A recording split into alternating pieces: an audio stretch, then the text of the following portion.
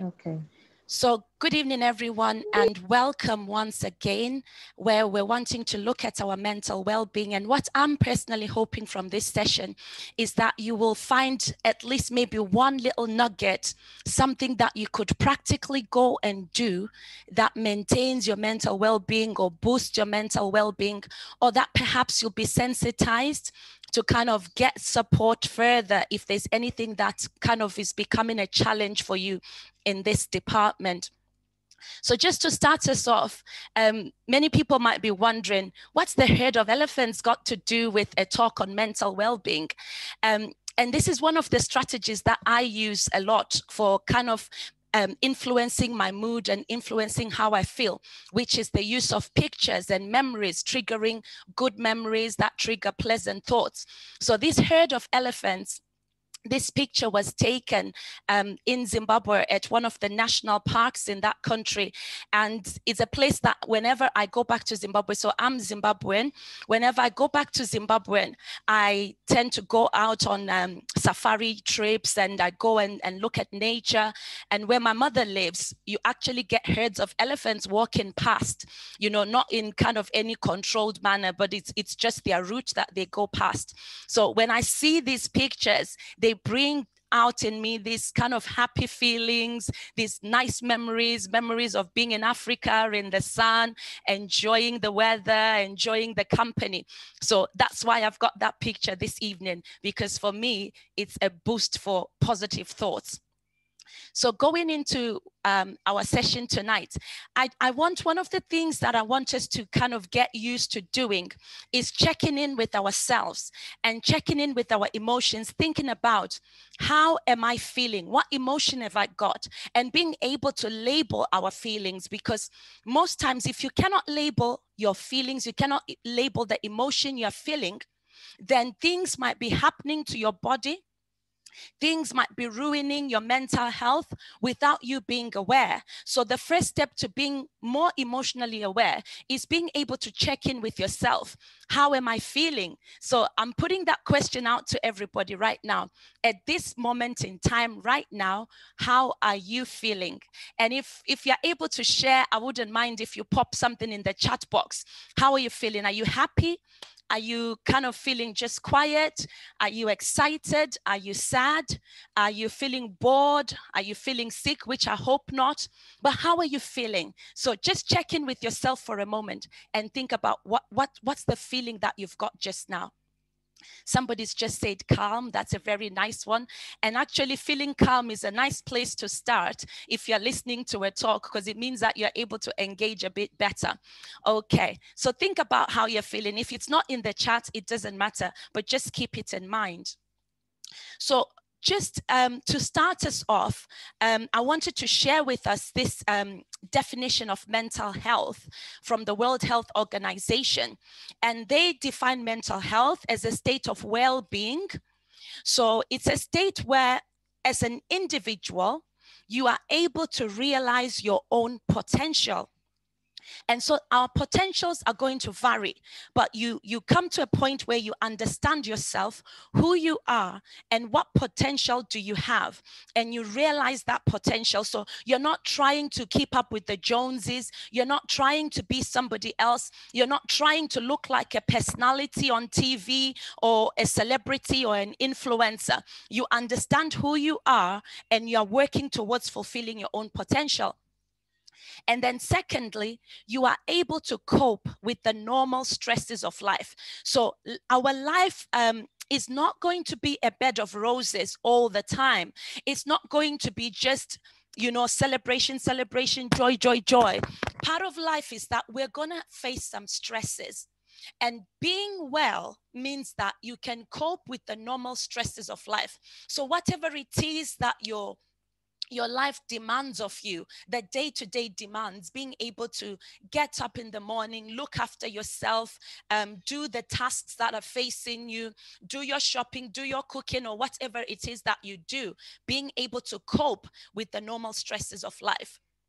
And then thirdly, the World Health Organization says it's about being able to work productively and fruitfully, so that when you work, you can see a very tangible, desirable end result to the work that you're doing, and you feel that you're making a contribution to your community. So a lot of the times when people feel isolated, when they feel disconnected, when they're not connected to the rest of their community, you find that your mental well-being begins to nosedive. And this especially happens where perhaps people move areas, they move cities, they move nations, maybe they move countries, or you become an immigrant in another environment, and suddenly you don't feel that you're contributing to your community. That can impact your mental well-being. So you can see that this definition of health is kind of holistic, and it's looking at the different aspects of our lives. But basically what it's saying is this: being healthy is not merely the absence of disease.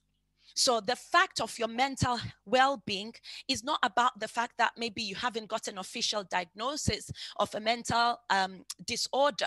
You might not have depression, you might not have schizophrenia, you might not have all kinds of medical disorders, but that doesn't mean that you are mentally well and healthy.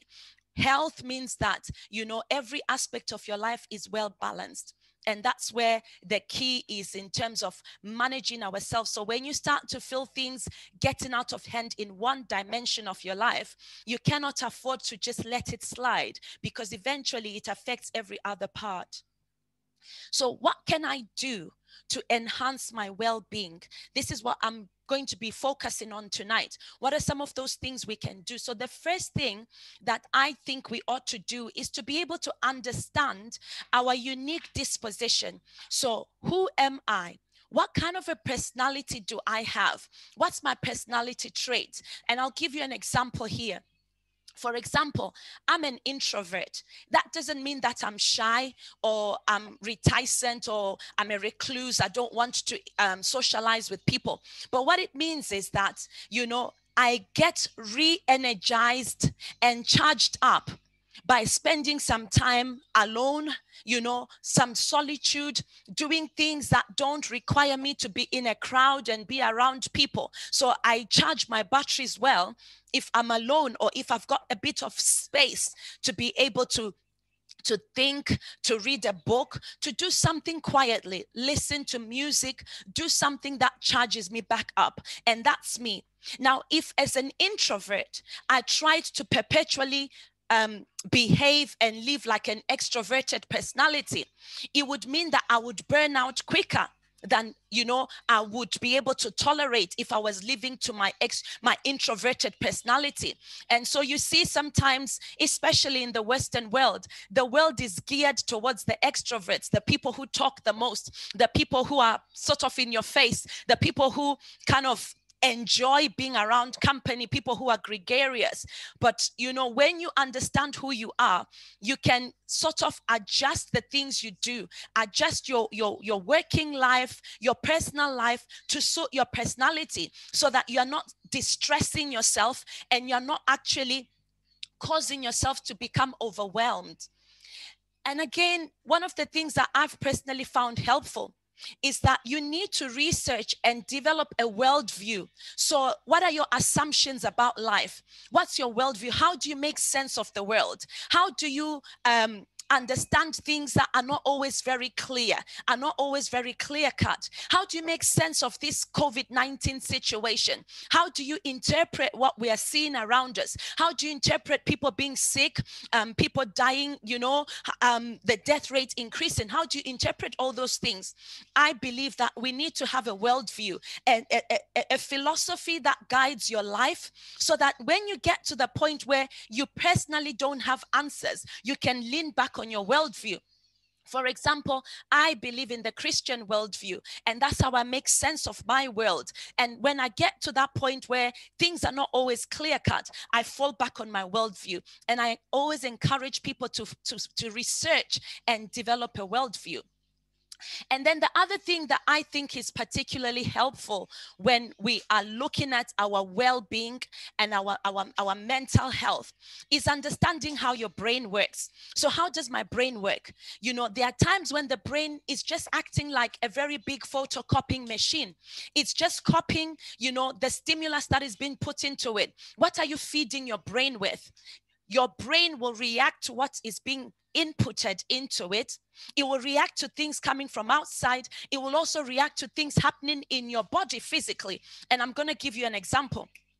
So let's say, for example, I wake up in the morning and maybe I've missed the alarm and I'm now late. And it so happened that on this particular day, I needed to be at work on time because I have an important presentation to make, a presentation that will make the difference between whether my contract is renewed or is discontinued. So it's a big day for me. And last night I was anxious about it. I've slept late trying to prepare my presentation. I wake up in the morning and I find that I've missed my alarm. I'm running late. So the minute I begin to think, oh no, I'm late now. I've got all these pressures. What's going to happen? I might actually lose my job. As I begin to think that, my brain will immediately pick that up as a threat. And what will then happen is, physically speaking, there will be some physical changes that will begin to take place in my body because the brain is telling my body, you are under threat. So because you're under threat, we're going to increase your adrenaline. And then as that adrenaline is increasing in my body, what's going to happen with this excess adrenaline is that my muscles are being prepared to physically fight the threat or run away from the threat. Now, as that adrenaline is filling up my body, I'm literally not being physical because all I'm doing is I'm getting ready for work. But now I've got this overwhelming amount of adrenaline that is demanding that I do something with my muscles. If I don't stop it there, and I don't challenge my brain, what will happen is very soon I'll start to feel jittery because I've got this excess adrenaline around me. I will feel jittery. I will feel butterflies in my stomach. I will feel like I'm going to have diarrhea. I will feel very distressed. If I carry on and I don't stop that process, I will get to the point where I feel like a nervous wreck. And by the time I get to work, I'm in no fit position to actually deliver a sound presentation. Now, how did I get there? It all started with that thought when I woke up and said, oh no, I've missed the alarm. What am I going to do? It could mean the end of my job. That thought has triggered something in my brain, and my brain has responded by physically releasing, triggering the release of chemicals into my body. And those chemicals make me feel a certain way. And at the end of that day, if that cycle is not broken, my well-being has been threatened. And why am I sharing this with us? We can tell our brain what to do. So as soon as that thought of threat arises, I can actually talk myself down. And if I do that, my brain will stop producing the chemicals that follow stress, if you get what I mean. So once I understand that my brain depends on what is being put into it, I become careful about what I put into my brain. And at those times when I'm triggered unknowingly, I can then begin to come up with some interventions, things that I can do to bring myself back down into a balance. And I'll talk about this more as we continue.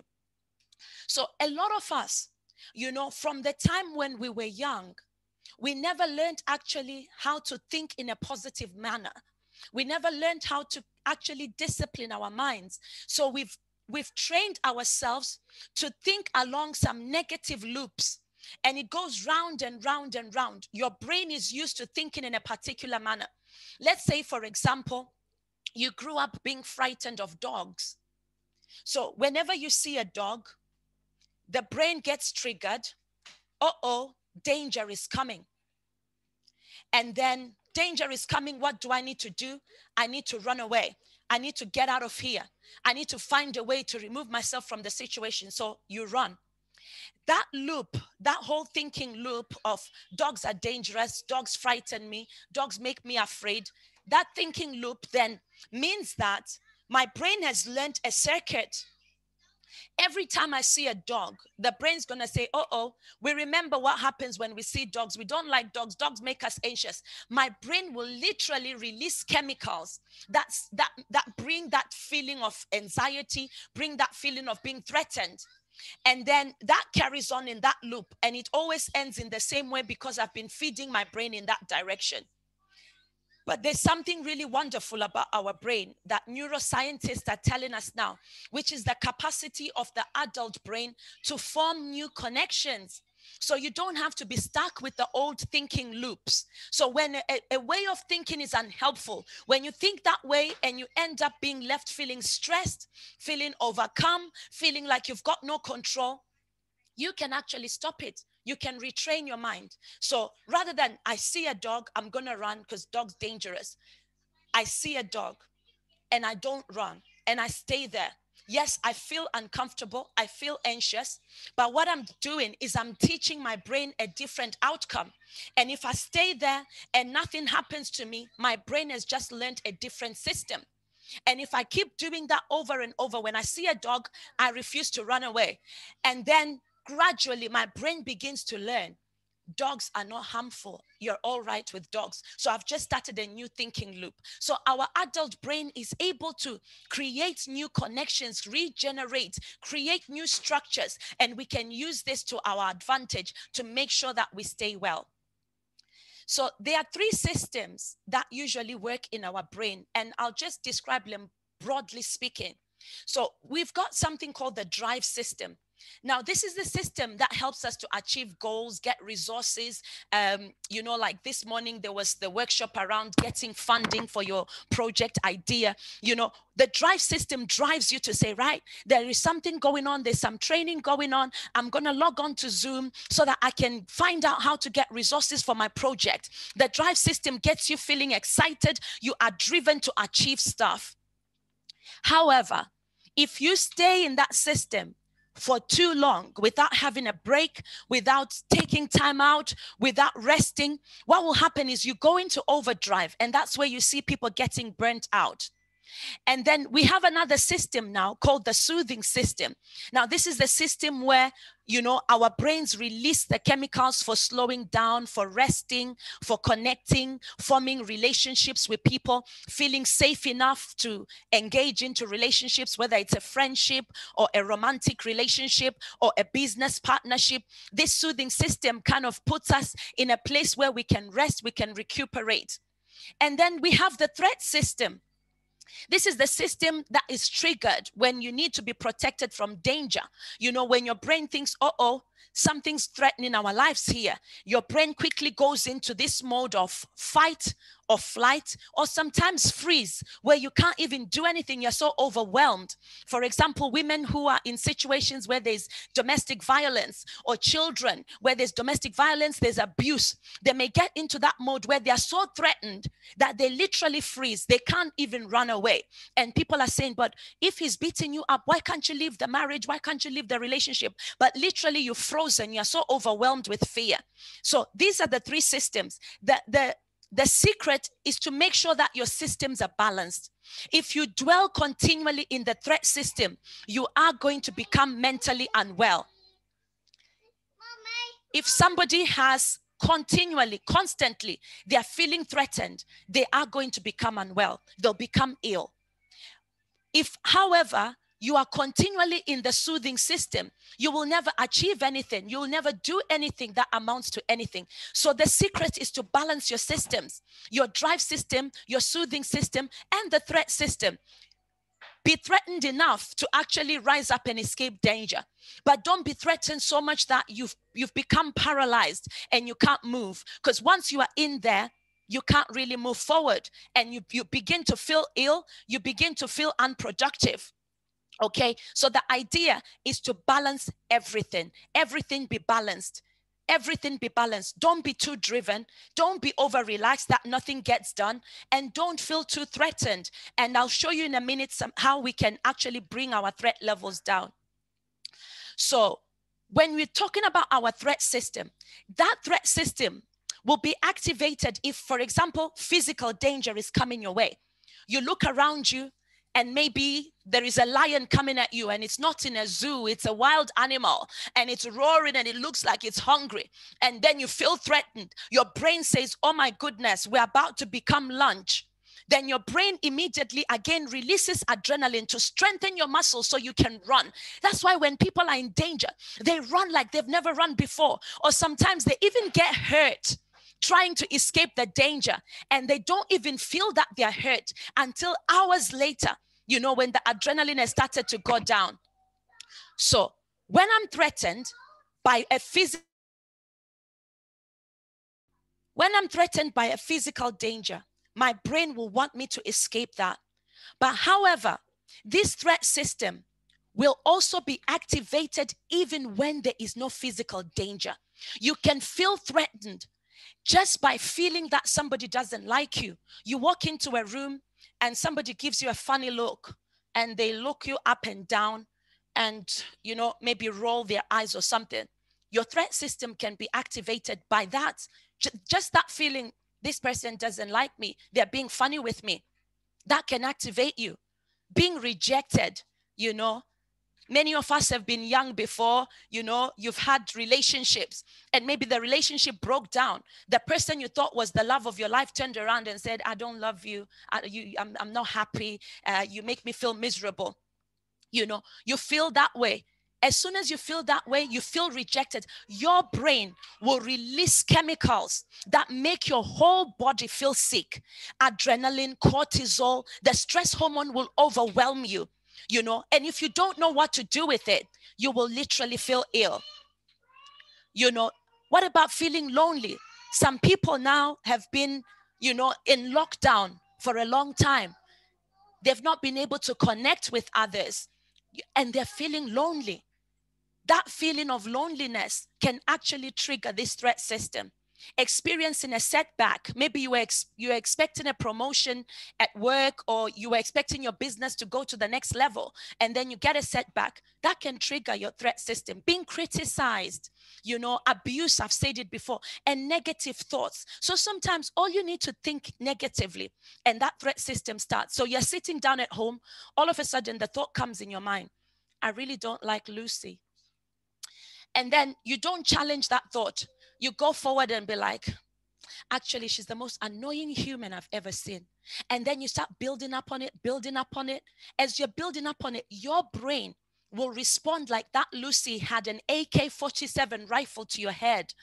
And so without you realizing it, you now flooded with all these chemicals that you have no use for because you're not running anywhere. You're sitting in your house idling. After a while, you'll be shocked at how you will begin to feel really unwell and feel really ill and feel anxious and feel depressed. So my point to us tonight is our threat system can be activated even by things that we don't count a lot. Thoughts, feelings, and knowing that means then I have to be vigilant about the way I feel and the thoughts that come into my mind. You know, somebody once said, you cannot stop birds flying over your head, but you can stop them perching on your head. So if the thought comes through, I don't have to sit there and make it a cup of tea and sit with it and entertain it. If the thought comes in, I need to filter it. Is this thought helpful? Is it helping me to feel well? Is it helping me, you know, to live out my purpose? Is it helping me to reach my goals? If it's not, then it needs to go. If that thought is going to make me ill, I need to shut it down.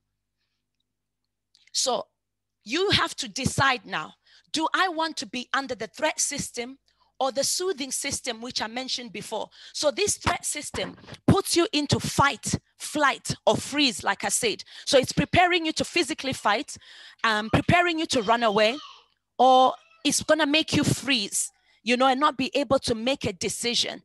And you're going to feel physical symptoms. Your heart rate's going to speed up. Your breathing becomes shallower and quicker. And when you see people who are really angry, they're very angry, you can tell from their breathing that they're fuming because they're like, and then you're saying, are you all right? Yeah, I'm fine. I'm perfectly all right. But you can look at them and you know, you can see it, that this person is not all right. You can tell from their breathing. You can tell from how they're interacting. Your muscles tighten, ready for action. Some people clench their teeth and they don't even know they're doing it because they're so angry. Because you're tensing up, and that stress, you know, kind of floods your body, and that's due to adrenaline and cortisol and all these things. So now, if, for example, you just feel your heart rate going faster, you're talking to a person and suddenly your heart is beating faster, you find that you're sweating, your breathing is going fast, that should stop you and think, Why am I breathing like this? Why is my heart racing?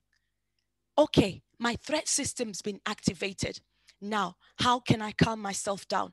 Don't wait until it gets out of hand. As soon as you start to feel those symptoms, so learn to tune into your body. Tune into your body. How am I feeling?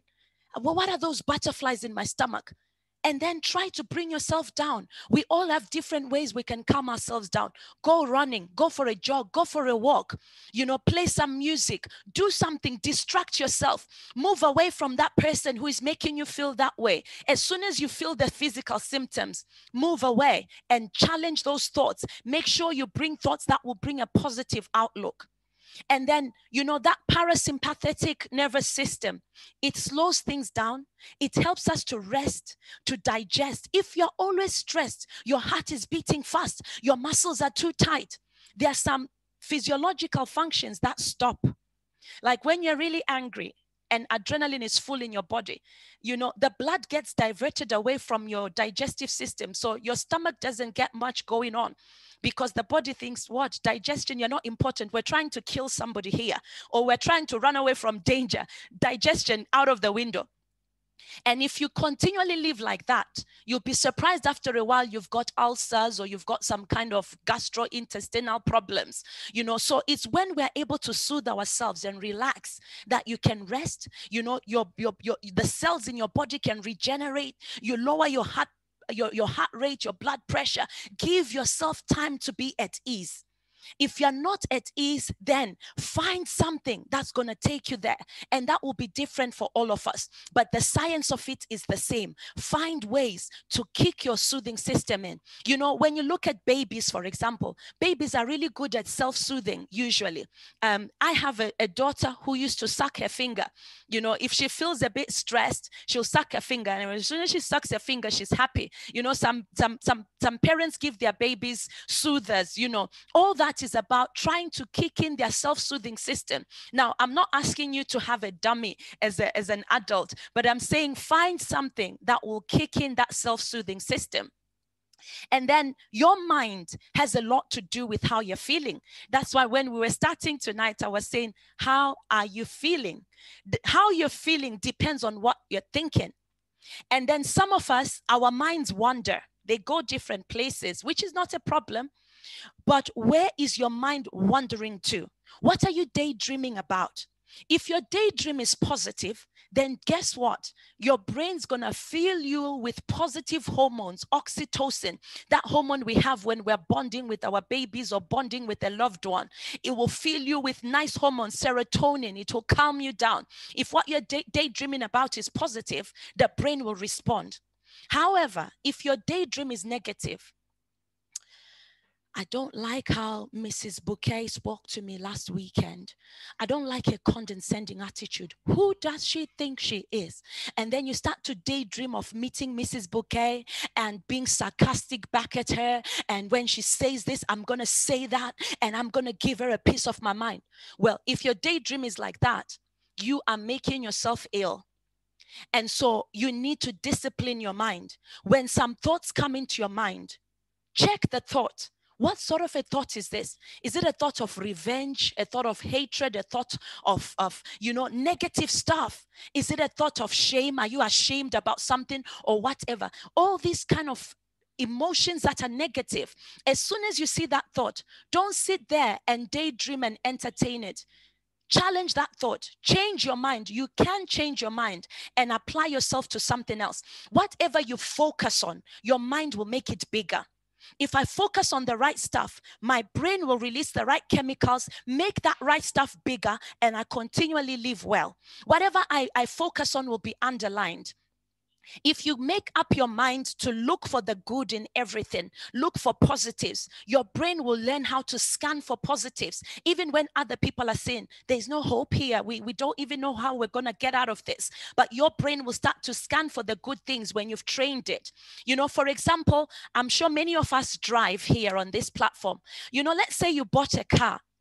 And when you bought that car, you thought maybe you were the first person in your street or in your neighborhood to have that car. And then all of a sudden, once you get the car, you're like, oh, How come this car is everywhere? How come I can see this car all over the road? Does that mean that everybody's bought that car? No. You're seeing that car everywhere because your mind is now mindful of that type of a car because you own that car. And because you're mindful of it, your brain scans the environment to find it. In the same way, if we're mindful of positive things, our brains will scan the environment and they will find those good things for us. So to round up tonight, I'm just going to leave you with a couple of solutions. So you're feeling anxious, you're feeling angry, you're feeling worried. What do? Physically speaking, you can start to slow your breathing down intentionally. So you're starting to feel angry. Rather than just allowing your breathing to carry on the way your brain is dictating according to the threat system, you can start to take deep breaths.